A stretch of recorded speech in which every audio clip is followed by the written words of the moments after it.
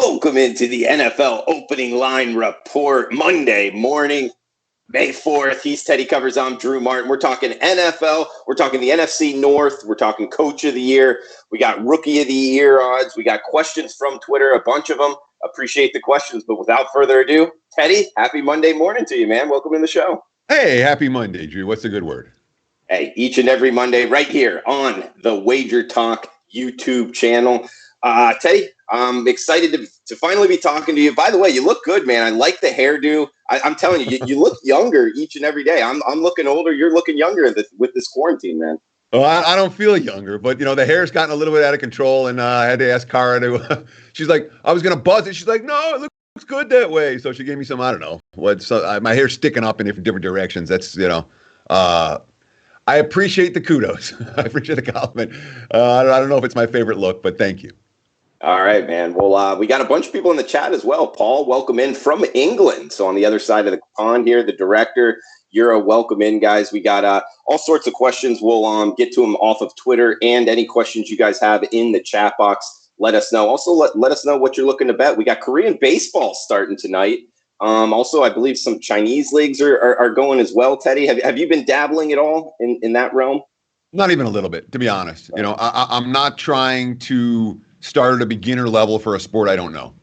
Mm-hmm. What I'm trying to do is to use my time at least moderately wisely and get prepped for the sports that I do know, like the NFL. So rather than try to, make a couple of bucks betting Korean baseball, I don't know. I'm really not, and especially in a moment like now where when you learn a new sport, you make a mental, all right, I have X amount of bankroll that I'm going to put into learning this, this new sport.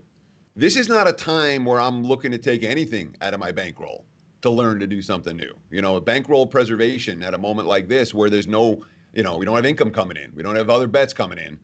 Bankroll preservation is key. So no, I'm not trying to learn a new sport right now. If those of you out there that are doing it, more power to you. But that's not how I've chosen to spend my my quarantine just yet. Good point, Teddy. That's great advice, man. Yeah.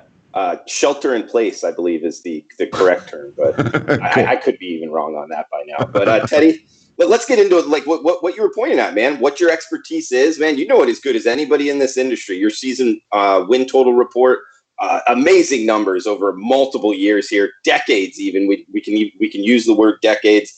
And you get out after it in terms of the season win total report, having success the last 5 or 6 years in the NFL, your record up against anybody. And guys, we're going to be talking about the NFL North division here, season win totals, and previewing each team in the division. But first up, do want to talk about NFL Coach of the Year and NFL Rookie of the Year bets here, Teddy. One of them you like, one of them I think you would tell people to kind of shy away. What do you got on these two bets, man? So yeah, and again, I'm just pulling up my Caesars app right here. You can find various versions of these odds at many different sports books right now. But really, when we're talking about the Rookie of the Year, all right, AP Offensive Rookie of the Year, there are, I don't know, probably 80 guys listed. And okay, of the 80 guys that are listed, there are plenty, Joe Burrow's plus 300. Let's just put it that way, and you have many more in the reasonably priced range, which means, Edwards-Helaire at plus 550. Who probably you make an argument he deserves to be the favorite. But DeAndre Swift at plus 900. You're not seeing these huge payouts, and you're seeing so many options. And in this particular offseason, where we really don't know how the rookies are going to fit in various organizations, where they're not getting their normal off-season workouts and training. Boy, that's a crapshoot. I mean, that's a flip a coin type of wager. And even with, an Edwards-Helaire, I should say, who is someone who you're like, yeah, this guy's going to fit in on a great team and be in a great position to win Rookie of the Year. Even with something like that, given the options and given the odds, I'm not in love with the Rookie of the Year bets. Coach of the Year is a whole different story. Because number one, Coach of the Year is handicappable right now. Number two, yes, there are 32 options, but Belichick is the favorite at plus 750, McCarthy at plus 1,000, Kingsbury at plus 1,300. Even your favorites are going to give you a solid payout with Coach of the Year. And there's some really interesting long shots in Coach of the Year. I mean, in terms of, for me, which of the two bets makes more sense to put time into? Coach of the Year over Rookie of the Year is a clear choice in that regard. And we can talk about some options right now that have some. And it's such an interesting handicap. Rookie of the Year is you want a elite rookie offensive player who's putting up stats on a winning team. Coach of the Year, and not necessarily a winning team. I mean, again, Burrow's the favorite. If he puts up big stats, he's likely to, he can be a Rookie of the Year on a team that goes, 4-12. Mm-hmm. But with Coach of the Year, you have a clear starting point, which is what happened with each of these teams last year. Okay.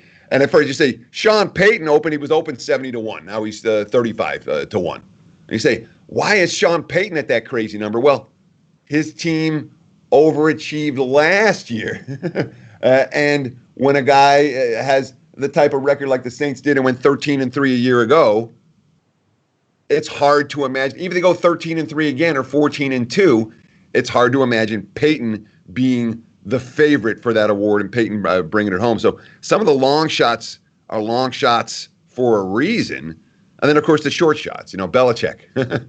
If the Patriots win the division and no team goes 15-1 or 16-0, Belichick's going to win that award. You can count on it. There's a reason that he's shocked. McCarthy. Okay, McCarthy's a great example. I would not rank Mike McCarthy in the top half of NFL coaches right now. Not even maybe would I rank him in the top half. He's the second favorite for Coach of the Year, and that's a bet that makes perfect sense. Why? Dallas underachieved, at least modestly, in recent seasons. Last year, they were a 500 team. If they go 12-4 this year, which they could, based on talent, they certainly could. It wouldn't be an incredible coaching job for McCarthy. Dallas has got a loaded roster in a lot of ways. So if Dallas has a good season, McCarthy's going to get all the credit for that, regardless of whether he deserves it or not. So you can understand. And Dallas on paper, in a division like the NFC East, with the Redskins and the Giants, who aren't very good, however you put it, it's one team for them to beat. That's Philly. If they can beat Philly, all of a sudden McCarthy's very live to win this award. So the chalk in NFL Coach of the Year makes a lot of sense to me. Kingsbury and Stefanski both at 13-1. Bruce Arians also at 13-1. Brian Flores at 18-1. If the Dolphins go 9-7, you can make case he was Coach of the Year last year. Right. Considering how bad that team was. So there really are some interesting options with the Coach of the Year that you don't necessarily have with the Rookie of the Year. And again, you talk the long shots. You say, how can Peyton be 35-1? LaFleur at 50-1. Well, LaFleur to me makes sense at 15-1 because Green Bay went 13-3 last year and wildly overachieved.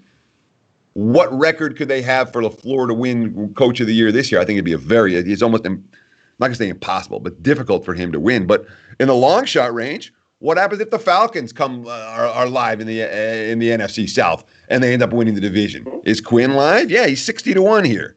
Nagy, it's not like the NFC North we're going to talk about in a minute. All right. Packers aren't a devastating team. Vikings aren't a devastating team. Lions are who they are. If the Bears end up having a good year, Nagy, 50-1, there's worse bets to make than that. And again, the payouts here are real. You're getting 20-1, 30-1, 40-1, 50-1. You're not getting your 1,000-1 shots here. You don't want 1,000-1 shots. They don't hit.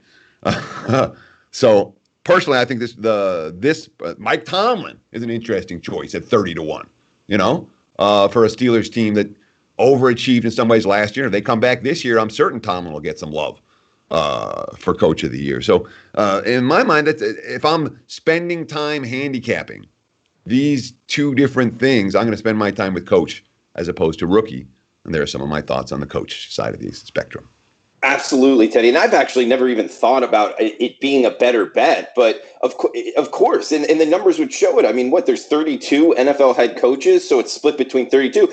Literally, Teddy, how many rookies are there in the NFL? We just had 7 rounds worth, plus free agents. I mean, the sports books aren't going to give you that extra plus price on all of those players that could win the NFL Rookie of the Year, right, Teddy? Oh yeah, and in terms of house takeout, the house takeout on the rookie of the year is greater than And anytime you have 70 options, the house takeout is going to be greater than there are 30 options. Mm-hmm. We prefer yes, no. We prefer betting options with there are two outcomes. Two outcomes, right? That's your optimal scenario, because you don't have excess house takeout in those situations. But again, right now we're talking about making bets in May on long shots that won't be graded until January.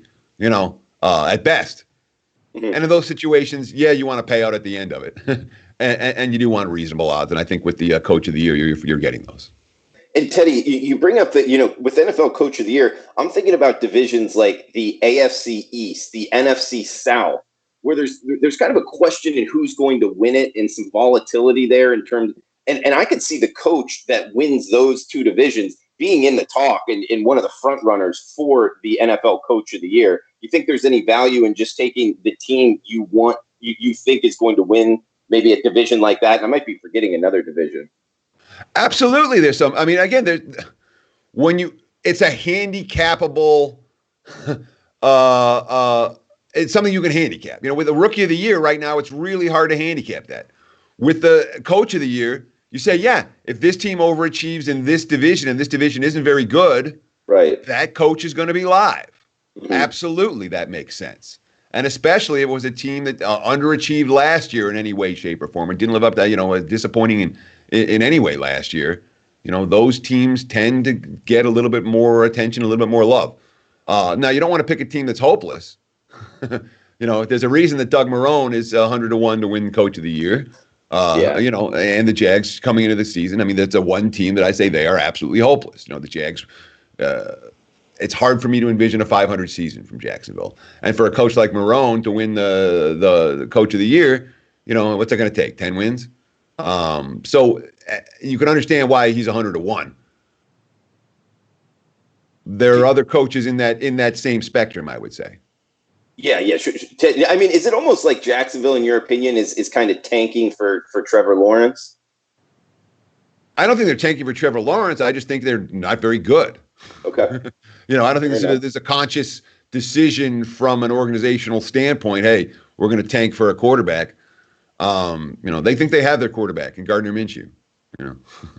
Got a sweet mustache, man. I'm a big fan of Gardner Minshew. I mean, I wouldn't put him in the top half of NFL quarterbacks, but at Washington State, the guy made us money. We love Gardner Minshew. That mustache was, just walk around from that old Family Guy episode, mustache. Every time I saw him, I would just think that he a good teammate. Someone who is not a jerk. There are things to like about Gardner Minshew, but not necessarily as an NFL starting quarterback with limited skill position talent around him and a questionable offensive line and a bad organization behind it. Teddy, we got a bunch of action in the chat box here. Welcome in, guys. Scott Brown. He's saying Arians Coach of the Year if you think Brady going to be good.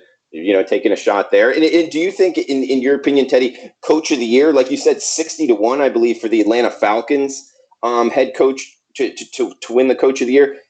That's probably, it is better than the Falcons would be to win the division or their season win total. Do you think it's actually a better bet to take, a Coach of the Year when you're getting that big plus price? So when we talk about how to attack the offseason NFL marketplace, all right, let's say I decide, all right, I want to play Atlanta over their win total. Right. Let's just say I've come to the conclusion I'm going to play the Falcons over. Okay. I'm going to make a bet on Atlanta over. I'm going to make some bet on Atlanta to win the division. I'm going to make some bet on Quinn to win Coach of the Year. There are derivative bets that you can make off of your initial assessment. This team's going to be at least a little bit better than expected. Now, am I going to go nuts with those bets? No. But am I going to get a taste of Quinn? Yeah. Okay. I like it. And that's with a win total bet. One of the reasons I love this report and why I put so much time into it over the years is because it's not just a win total you get. Yeah, you get a recommendation on the win total, but there are other bets you can make with it. And throughout the course of the season, you keep coming back to that same info you went through in the offseason. Hey, this team is a depth problem. Oh, by the way, it's late October and they're injured all over the place. Now I've got bets to make every week betting against this team. So with the win totals, I found very often, both in early, mid-season, late season, you can go back to those same concepts you were working on over the summer, and they're going to pay dividends in November and December for whatever that's worth. That's one I like, Teddy. And looking at their season win total right now, the Falcons sitting at 7.5 right now. So 60-1 with the head coach to win it there. We also got David from Israel checking in on the chat box. Welcome in. Thanks for watching the show pretty far away there, David. Appreciate that. The director. He's asking for your opinion on Matt Patricia ever turning those Lions around, Teddy. So we're going to break down NFC North later in the, I mean, that's the crux of today's show. In fact, we're going to switch to that in just a moment. So I don't want stay tuned. That's what I say. I promise I'll talk about the Lions in just a few minutes. But an answer to I'll give him a one-sentence answer to the question, will Patricia ever turn the Lions around? No coach has ever turned the Lions around. I'll take the under on Patricia's tenure in Detroit. Yeah. Eric agreeing with me. He's liking the Falcons over, as am I, Eric. We got Mike saying, isn't Tampa going to be overvalued in the market with the new weapons? That's an interesting question there, Teddy. I mean, I guess we can talk about Tampa with the question in the chat box. Well, yeah, of course. I mean, and the Bucs are going to be a team that everyone's talking about. The Bucs have gone from being an afterthought in the NFL to being a marquee team with one signing. I mean, how many times did we see Tampa on a Sunday night or Monday night last year? I don't remember. I don't know if I did. No. Yeah, there might have been one. There might have been, and this year we'll see him see him every other Sunday night or Monday night when the schedule comes out later this week. Now I lost track of the question. What was the question? Talking about Tampa Bay being overvalued. Yeah, so the public's going to love Tampa Bay. The public already does love Tampa Bay. That's inevitable. But I'm not convinced that the wise guys are going to be quite as enamored with the Bucs. All that said, I mean, I'm not going to the season saying, hey, Tampa Bay wildly overvalued. Let's fade this team right from the get-go. We like the coach. We like the defense. We know they have skill position talent. My best case scenario, again, mentally, thinking about how do we approach this season. My best case scenario is Tampa Bay starts out hot. I'd love to see the Bucs going to October 4-0, 3-1 ATS, because I do think that Brady will wear down. And I do think that if Tampa gets a bandwagon, that they're going to be a team like the undefeated Patriots, like the 16-0 Patriots that made everybody money the first half of the season and cost everybody money the second half of the season. That's my optimal scenario for Tampa. But are they inevitably going to be overvalued coming to the campaign? Not necessarily. Certainly not if they lose week one. Teddy, that brings up a question. When New England went 16-0, ultimately lost to the New York Giants in the Super Bowl, What was their ATS record that year? And did it end badly? Is that why you referenced it like that? Yeah, so I believe they started out 10-0 9-1 ATS or 10-0 ATS. They couldn't make a point spread high enough. Okay. And then over the back half, they were like 2-8. I think they covered only two point spreads down. They came out of their bye and destroyed Buffalo on, I think it was Sunday Night Football or Monday Night Football.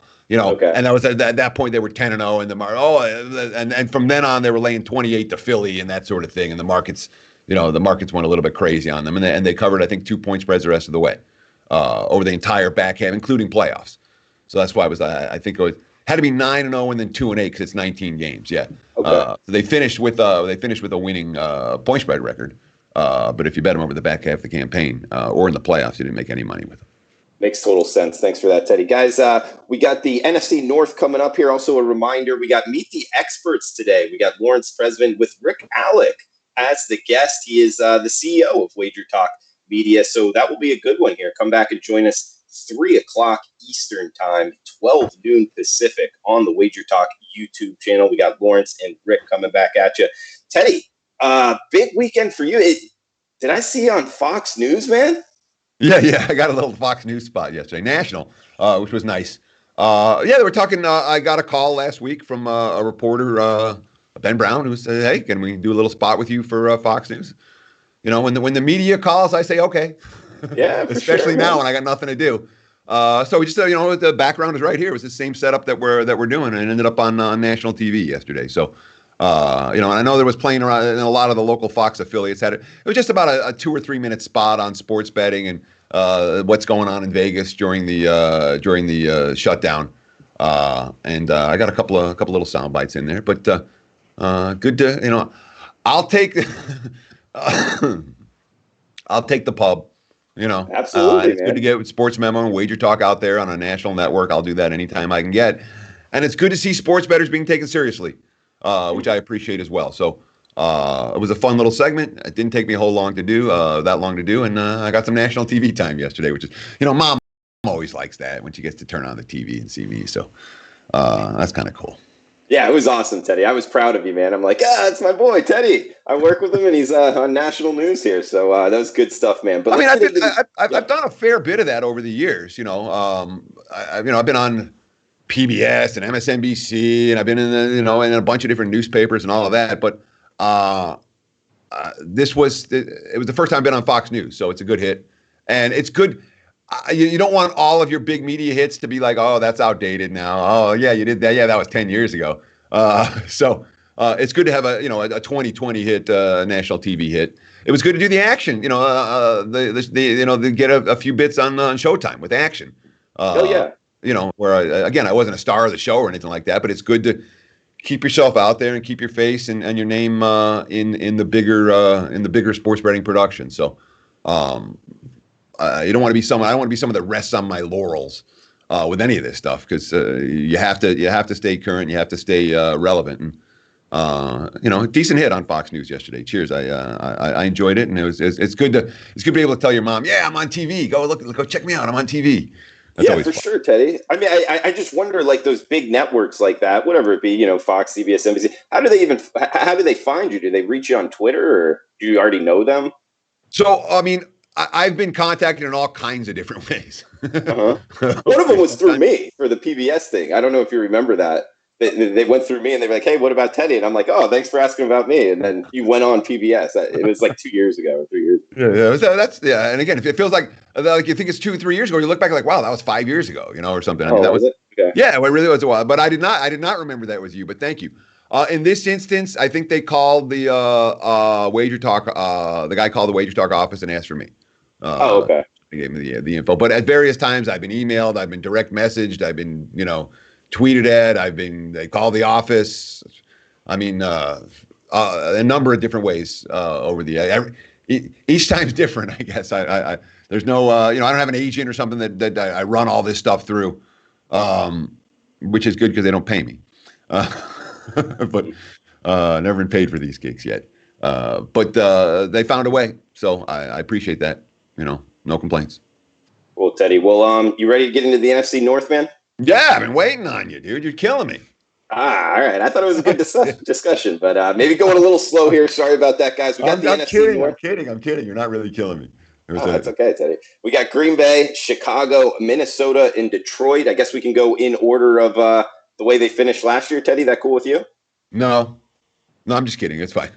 Okay, Green Bay. I'm getting them here at Bet Online, 9 wins, minus 125 to the over. We got the Green Bay Packers. Obviously a lot of news. Say that again. You're seeing 9 with 125 to the over? Correct. Yes. That's an off-market line. Is it? Why? What are you seeing? On Green Bay, I'm seeing 8.5 primarily on the Packers, and there's been nothing but under money. Although one of the 8.5 is juiced to 155. I got a little spreadsheet with all the books, so it's 8.5 with juice to the over is not that different from 9, but 9 juice to the over. I mean, it is a little bit of variance there for what it's worth. Okay. Well, yeah. I'm looking at it right now. So it is 9 minus 125 to the over. That's the Green Bay Packers at 9 wins. That is Bet Online. It looks like 8.5 at the majority of books. And of course, Green Bay last year 13-3, went 6-0 in the division. Teddy 10-2 in conference. Obviously, they kind of overachieved, like you talked about earlier in the show, and the way they went draft wise this year. I don't know, Teddy. Kind of some big questions here with the Green Bay Packers going forward. But man, what are you thinking this year? 9 wins, and your overall thoughts on the Packers? Sure. And the Packers right now basically tied with the Vikings for odds to win the division. There's no favorite to win this division right now. They're both plus prices. I saw Green Bay in the plus 170. No, was that right? They really plus 170? I was just looking at it before the show. Green Bay, Chicago, and Minnesota are all kind of a little bit packed together there. Yeah. With the Playoffs. Come on. Odds and then the Lions only at 6.5 wins here, so it's kind of the top three, and then yeah. So I'm looking right now. I'm seeing Vikings plus 170, Packers plus 175, Bears plus 275, Lions plus 750 at Caesars right now. Yeah, I knew that there was in that plus one. Are you seeing? And again, the division numbers really vary fairly dramatically from, especially at this time of year. You will find variance on these numbers. We look at Green Bay, a team that went 13-3 last year, reached the NFC Championship game, and then in many ways was exposed in that NFC Championship game as being the overachiever that they were at the time. You had an offseason where, when you're talking about, Brian Bulaga is a pretty big loss. I thought Blake Martinez is a big loss. It's a team that has question marks on the offensive line. Team that, again, you bring in Devin Funchess as your separation receiver. I'm a Devin Funchess fan. I thought Funchess, the guy catches balls he's really tall and he has an amazing ability to catch balls that it feels like no one else can catch, but he's not a separation guy necessarily. I don't think he's an impact receiver for them necessarily. So you say, all right, well, they have Devontae Adams and what for Rodgers to throw to? They got ripped for the draft, and I think they deserve to get ripped for the draft. We talked about that a little bit last week. I don't think there's a team in the NFL that had a worse draft than Green Bay.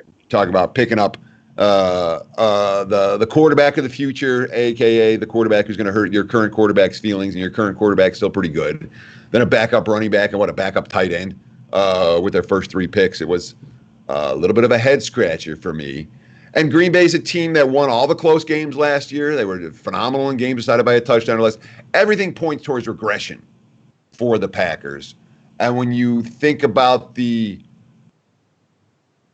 ongoing Aaron Rodgers drama, you know where the money's going to come on Green Bay. It's not going to be on Green Bay to win the division. It's not going to be on Green Bay over the win total.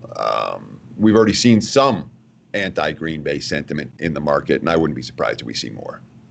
And Teddy, one question here for you. Aaron Rodgers, number of NFL games he's the starting quarterback for the Green Bay Packers, over under 2020. Would you take the over or the under? That's a good question. I was going to say 1.5 years, but they still have 4 years on his contract. Right. They can't even dump him they can't do anything with him for the next 2 years, for the next 2 seasons unless they have in terms of a salary cap hit. And even the 3rd year is a problem for them, given the restructured contract. I'll take Aaron Rodgers over. Not that he's not movable. So I'm going to take Aaron Rodgers even at that price. I think if the Packers try to trade him, but maybe it's hard to get to deal a QB that's getting paid that much money. I don't know how many teams. The more I'm thinking about it, how many teams could take him, unless they went into the offseason saying we're going to try to shed salary because we want to make a move for Aaron Rodgers right now. There wouldn't be that many teams that could take him. So if you give me a number like 20, I'll take over. I think he's stuck there for at least the next 2 years and maybe 3. And barring injury, that means he's going to get 20-plus starts. Good stuff, Teddy. We got Chicago Bears up next. I'm seeing them 8.5 wins, minus 150 to the over. That's at Bet Online here. And, of course, Chicago Bears 8-8 last year, just a 500 team, 7-5 in conference, 4-2 in the division. What are you thinking here for the Chicago Bears this upcoming season? And it's funny because one of the things I do for prepping for this, you go back and you remember what the team's straight-up record was last year. I'm like, the Bears were 500? I'm like, all you remember about the Bears last year was negativity. This team stinks. They're underachieving. Trubisky sucks. Everything sucks. Chicago's the worst. They finished 500. They had a good defense. Yeah, they had a good defense. And they lost a lot on defense in the offseason. Prince Amakamara, Clinton Dix, some in my mind, some key places, some key pieces on the defensive side of the football. It still looks like a pretty good defense. And Robert Quinn, they signed a guy like Robert Quinn to shore up the defensive line. Obviously, in retrospect, everything they've done at the quarterback position has been stupid. Okay, whether it's trading up to get Trubisky, whether it's drafting Trubisky, whether it's been spending the capital to pick up Foles when 2 weeks later there were quarterbacks available for pennies on the dollar. I mean, the money they spent on Foles after you saw what Winston signed for. How much? And then they're like, they paid Foles what to do what, you know? So I can't look at this as a positive offseason for the Bears. And yet, here they are being lined in the slightly better than 500 range, and not a team that has no chance to win the division. Not a team that has no chance to do anything. They have a defense, and they have a defense that might be pretty good. On offense, remember, the Bears went out and spent a bunch of money on skill position talent last year. It didn't pan out because the quarterback play and the offensive line play wasn't good, but they still have some skill position talent. The offensive line and the quarterback position are both huge questions for Chicago. They're as weak. I would put them both as weak as any team in the division, as the weakest team in the division, which obviously puts them behind the 8 ball. But this is not an elite division. Okay, this isn't the NFC South. All right, where there's multiple teams that are really good. This is a division where you have the two front runners in the Vikings and the Packers. We talked about how the Packers, I'm not real high on Green Bay. There are things to like about Minnesota, but at the same time, there are things not to like about Minnesota. There are stupider long shot bets than Bears to win this division, even though nobody wants Chicago right now. And frankly, there's no rush to make that bet because the markets aren't enamored with the Bears. So you're not looking at a situation where, hey, I got to lock this in. The markets are moving that way. There's one team that I thought you might have to lock in right away after the draft because we talk, in terms of Minnesota. We'll talk about them in a few minutes. But the markets initially haven't lived up to my initial. I thought the money would really come on the Vikings over the course of the last week. And that hasn't happened this last week. Maybe it comes once we see the schedule come out or once people know there's going to be football in the fall and all of that. But so far, we haven't seen that Vikings money, which means that there's no rush to take a flyer on the Bears right now, because when the Vikings money comes, the odds on the Bears will go. And the Bears are not going to be an exciting team, an attractive team this offseason. Whatever. Everyone's making fun. They have 11 tight ends on the roster, and they paid all this money for 2 bad quarterbacks, and et cetera, et cetera. The Bears are an easy team to make fun of right now.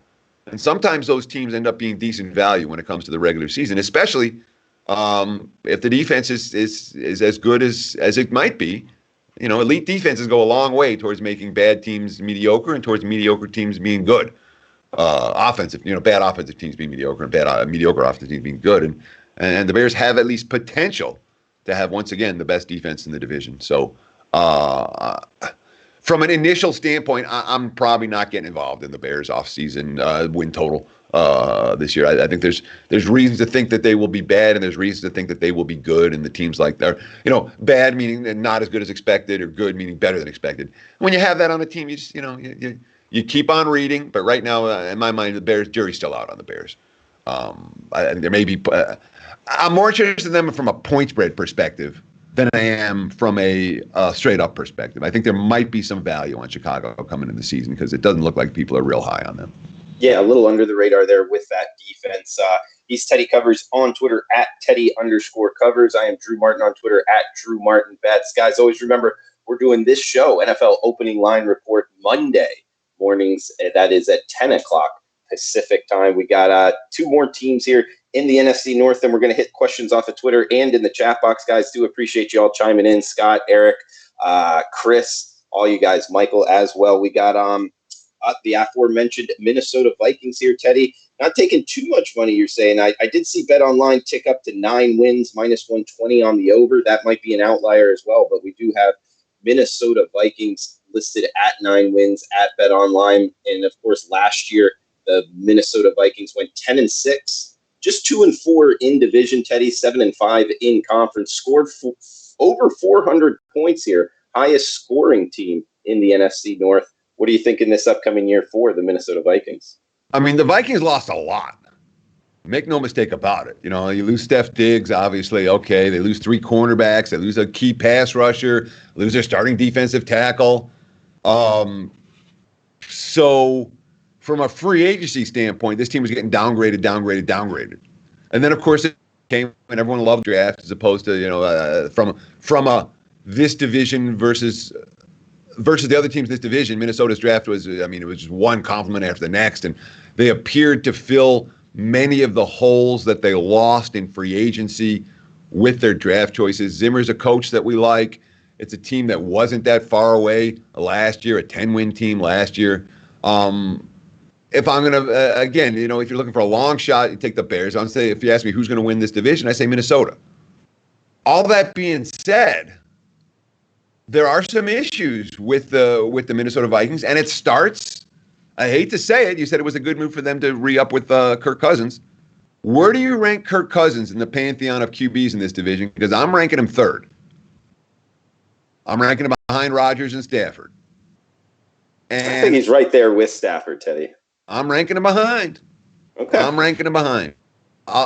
If you give me third, versus Cousins, same price, I don't think it's that close. I'm taking Stafford in a New York minute.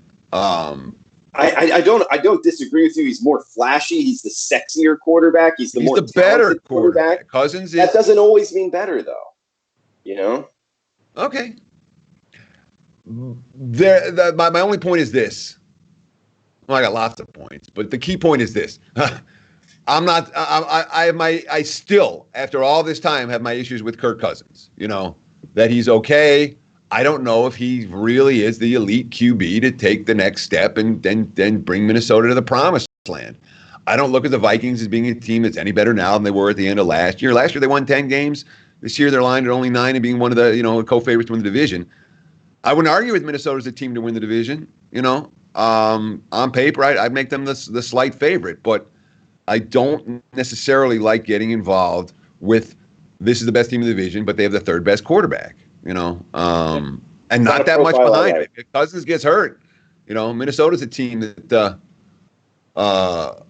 maybe they wish they would have gotten Andy Dalton or something like that.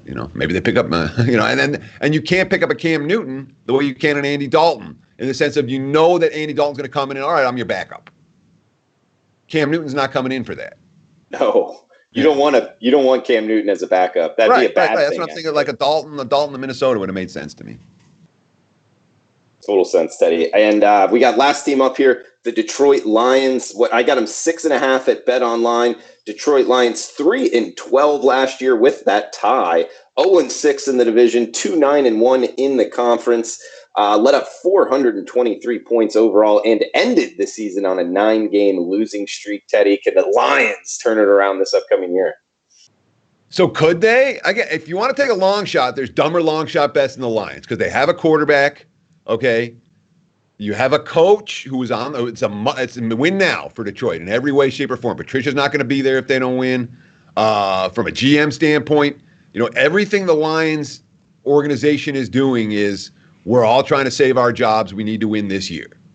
Okay, which makes sense. And there's dumber bets to make than taking a bad team with no history of winning at anything, but they have a good quarterback and everyone's in desperation mode. Which is the situation right now for Detroit. And, you look at this team that won 3 games last year, and then they lose, Darius Slade, they trade him away, and Snacks Harrison is gone, and Ashawn Robinson is gone. And there's certainly a team with a fair few holes. All that said, they have been very aggressive in free agency. They were very aggressive in the draft. I don't look at Detroit as a team that has no weapons. I don't look at Detroit as a team that has no chance in the offensive line. I don't look at Detroit as a team that's hopeless defensively. On paper, they're mediocrity personified. They're a 7-8 type win team, which is more than 6.5. And if you see a mediocrity personified team and they catch fire a little bit, a team that's a 7-8 win team and they win a couple games they shouldn't, all of a sudden they won 10 games. And they're live to win the division. So, in a division where there are no elite teams, there are dumber bets to make than Detroit. All that said, if you're a Lions fan, I was involved in a little fun little Twitter thing the other night with Kelly in Vegas and Johnny Detroit. And Johnny was like, well, we're not allowed to leave the house in Michigan until the Lions win the Super Bowl as a joke. And Kelly's like, oh, what's that, over under 13 years? And I'm like, that's a terrible number. Lions to Taking win the a over? Super Bowl, and I put up a number of 27 years, and even that I think is short. This has been as bad. This has been the Lions, Browns, Lions, Bengals, which is the worst organization in the NFL for the last 40 years. You make arguments whatever way you want to make them. But when you start talking about like over under on years to win a Super Bowl, you got to win the Super Bowl. What do you make the inept organizations? Is 27 and a half, 27 years of I was thinking that 27 is short. Like the Lions should be 32 years over under to win a Super Bowl or something like that. It really should, because it wouldn't stop at 32. You would put the good organizations at winning multiple. So it could be 40. It doesn't have to stop at that 32 number. I would probably say it could be 500. The Lions, what is it, Super Bowl 50 something now? And the Lions have never even been in it, let alone win it. Really? Yes. So it was an interesting number to make, an interesting handicap in that regard, I thought. For sure, Teddy. That's a good one, man. Appreciate you sharing that. And I guess any closing thoughts here on the NFC North before we hit the questions? So if it sounds like I'm all over the map in this division, I am a little bit. I was higher on Minnesota a week ago than I am today as I really went through their offseason. I think there's hope for the bottom feeders in this division. But, it feels like this could easily be a division where, the best team's 9-7 and the worst team's 7-9. Okay. Or 10-6 and 6-10. From a power rating standpoint, I think I have the lowest differential in this division between worst and first than any other. And then part of that is I don't have the Lions as a true bottom. I mean, the Lions, that losing streak last year was all with Stafford hurt. Between I got less than a touchdown in terms of a power rating differential between my top team in the division, my bottom team in the division, and I don't know how many other divisions I have like that. Good stuff, Teddy. Hey, we got a bunch of questions here from Twitter. Just started off, fire them off at you. Yeah. Jordan Pagel saying, how do you determine if you've made good power ratings, ? If you're beating the opening number, closing number? That's what he's asking. If you're beating the opening number and closing number, does that mean you're having good power ratings? I would say, because Teddy, I'm making power ratings, I have been on college football and a little bit on the NFL. And I would always say, look back multiple weeks. And were you ahead of the shift? That's what I've always done well with college football. Because like if it's a Conference USA or a Sun Belt team and you got Louisiana Lafayette power rated higher than the marketplace, sometimes it can take a couple weeks to realize that just because they're getting beat up by big boys. That's one thing I would say is look back multiple weeks, not just 1 week, Teddy. But you're the better guy to ask than me. I like Raging Cajuns this year, man. They look good. So do I. Yeah. I went through a couple of college. I went through I think it was Sun Belt and MAC and CUSA before I started shifting to NFL. And the Louisiana stood out to me. And teams don't necessarily do that from the Sun Belt, for what it's worth. So how do you tell if your power ratings are working? All right, if they're when you make your own power ratings, it's not about being accurate. It's not about mirroring the market. It's about valuing the teams the way you want to value them. So the answer is, how do you know if your power ratings are correct? If they're giving you good bets to make and those bets are winning. Your line on team, your power rating number says that the Bears should be -6 over the Lions this week. And the betting market comes out with 7 and gets bet up to 7.5. I'm just giving you this is a theoretical example. And your number was 6, and you're like, okay, at 6, I think there's value on the dog now that the line is 7.5. So you take the underdog, and then the underdog loses by a field goal. Guess what? Your power ratings just put you on a winning bet.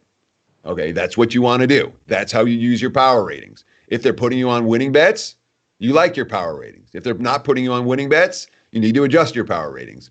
And that is the best way I can phrase it. Does that make sense? Yeah, total sense. And I totally agree with you. I don't think people enough look at the wins and losses. I really do. That's how I personally feel. So I grade my power ratings at the end of the way. I mean, in games where I'm 3 or more, I think depending on at the stage of the season. At the beginning of the season, I use 3 or more. Later in the season, I think 2.5 or more. But in games where my power rating, my strict power rating number is off, at the end of the week, I'm like, okay, I went 9-6 with those. I went 2-8. I'm going to know this a week I'm going to make a lot of adjustments, or am I already ahead of the curve? Does that make sense? Yeah, totally, Teddy. Yeah, thanks for that. Thanks for the question, Jordan. We got Jesse Flynn at Jesse Flynn Jr. asking, does Antonio Brown make sense in Green Bay? Everyone talking about not getting wide receiver help for Rodgers in the draft. He's out there and needs a job. He makes sense. I mean, I don't know that he fits into the Packers organization. But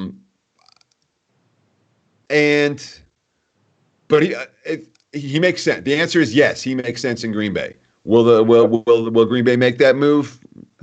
I wouldn't count on it. But Antonio Brown makes sense anywhere for a team that needs a receiver. But I really don't know if we're going to see Antonio Brown in the NFL again. I can't. I wouldn't make that the favorite.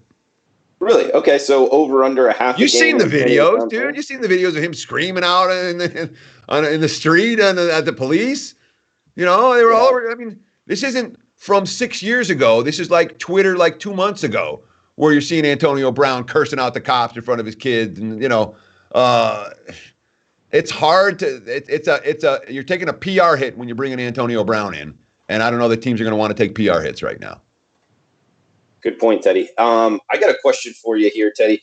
I've been holding off on betting all these, I guess, other sports, but we do have Korean baseball starting tonight. I believe 1 a.m. Eastern, and ESPN's going to be broadcasting it. I'm wanting to start betting this, Teddy. Are you a blanket no, don't do it, or you think I could start? No, I'm definitely not a blanket no, don't do it. Okay. If you put the time in, you should, which in theory, achieve some rewards from doing so. But in order to put the time into Korean baseball, okay, you need a good statistical profile that you can trust for Korean baseball. You need to spend some time watching the games, learning the nuances of what's different in terms of how managers are running, are doing things in Korean baseball. You need to understand what the home field advantages are, what the travel nuances are, what the rotations are like, and who's got the deep bullpen. And I mean, there's an enormous amount of knowledge that you need to have here before you can make big bets. Mm-hmm. You know, you can make little bets, sure. Yeah. But when you're talking about, I'm going to learn this new sport this year, you're not making big bets in that sport this year. You're making big bets in that sport next year or the year after. Does that make sense? Yeah, for sure. I mean, I've always kind of had an eye on Korean baseball. Just since moving to Las Vegas, I don't know if I just there's just a lot of Korean people that I've become loose friends with, just mainly because of the food in Las Vegas, and then talking, just being out there by myself, usually talking to the bartender about it, and they're all big Korean baseball fans, and sometimes they'd be watching it, so it always kind of caught my eye out there in Vegas. And if you're gonna start betting Korean baseball, having a group of buddies who are Korean baseball fans that can get you into the mix will really help. Okay. All right. I'm going to do it. Go hang out at the Korean bar, Unfortunately, it's closed right now, but yeah. Oh, yeah, that's true. Go get takeout. All right. I'm going to hit them up for sure, Teddy. Well, I'll let you know how it goes on next show, but I'm going to dabble here with a couple bets. Sure, dabbling. That's the appropriate way. You cannot learn a sport overnight. You can't learn it in a day or a week or a month. You want to dabble, but just keep your unit sizes in the point of where I'm learning this sport, not I'm going to win a bunch of money on this sport. That's all I can, that's my 2 cents. Hey, it's more than 2 cents to me, Teddy. I appreciate it, like always. From Fox News to the opening line report each and every Monday here on the WagerTalk YouTube, also Sports Memo podcast, guys, at Teddy_covers on Twitter. Teddy, any last words? Any words in conclusion here before we shut this down? Were there any more questions from the chat or from Twitter that you saw? Because I know that I apologize, I haven't really looked at the chat. We hit them all from Twitter. We got Liam saying some good pitchers in the Korean Baseball League, also known as KBO. I'm guessing, so thank you for that. Spurman laughing at the Korean baseball comments. Scott agreeing with you with Stafford being the second best QB in the North. And by the way, I think he may be, but I just think it's not a for sure thing that I would definitely pick him second. Although I do think he's the second most talented in the division. We have a question here from David in Israel. talking about ties in the NFL, how are they graded? They're not a loss. They're actually graded as a tie, right, Teddy? There isn't any extra negativity to tying in the NFL, right? Correct. If you tie, if an NFL game ends in a tie, from a point spread perspective, your underdog's going to cash and your favorite is going to lose. And from a money line perspective, all the bets get refunded. Okay. So it's there's a lot of no harm, no foul there. But point spread wise, the result is, the game ended in a tie. Okay.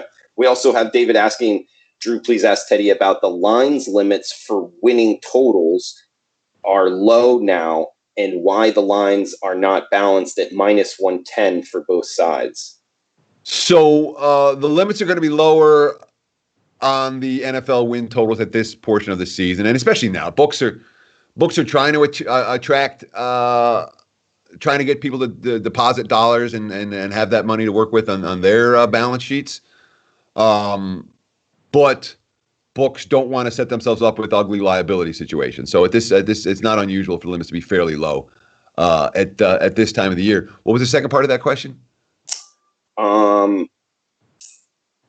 About the lines limits, and then also about balanced at minus 110 for both sides. Oh, right, yeah. So what'll happen is the books will generally open with every team at minus 110, or some books unfortunately go minus 115 on win totals. But by and large, the market's at minus 110 at the opener, and then they're going to adjust their juice, not the win total itself. So if you have an 8.5 minus 110 and they're just betting the over, it's going to be 8.5 minus 120, and there's going to be 8.5 minus 140, and there's going to be 8.5 minus 160. But as soon as you make that 9, now the books, the liability for the books increases because they can push all the under money on the 9 and still have to pay out all the over money on 8.5. So they tend to see the adjust juice as opposed to move the the VIG gets adjusted as opposed to the win total itself gets adjusted. When they get so badly sided that they have to move a win total, it does happen on one or two teams every year, where it's just all one-way money from the open on the win total, where they will have to adjust and make a 9 down to an 8.5 or a 6.5 down to a 6. But that's one or two teams a year that'll happen too. The majority of times they'll be able to balance their books a little bit better just by altering the VIG or the juice for the wagers. Okay. We have Real News saying Vikings had the number one easiest schedule versus opposing defenses prior to week 17. So good stat there from Real News, Teddy. We also got Chris saying NFC North might not be elite, but it's a dogfight every year. We play blue-collared football in the North. Oh, yeah. I mean, this division is a dogfight. When I'm saying that all four teams can finish between 7-9 and 9-7, that's a dogfight division for sure. We talked about like the AFC West. My thought process in the AFC West is I'm going to be playing overs. NFC North in these divisional matchups, my thought process coming in is I'm going to be taking points with the dog in the division matchups. I do think these teams are, again, my between best and worst, I have 6 points difference, which means that it's a fairly competitive division. It's a very competitive division. We got Scott Brown throwing out a stat here. I didn't realize that Rodgers is 47-18-1 versus the NFL. Okay. Did you realize that? That's straight up? Yeah. I'm hoping. I would think that's straight up. That'd be crazy if it was ATS. If it's ATS, I think we'd have heard of it before. But then again, he's been playing the Bears and the Lions every year, twice a year. It helps.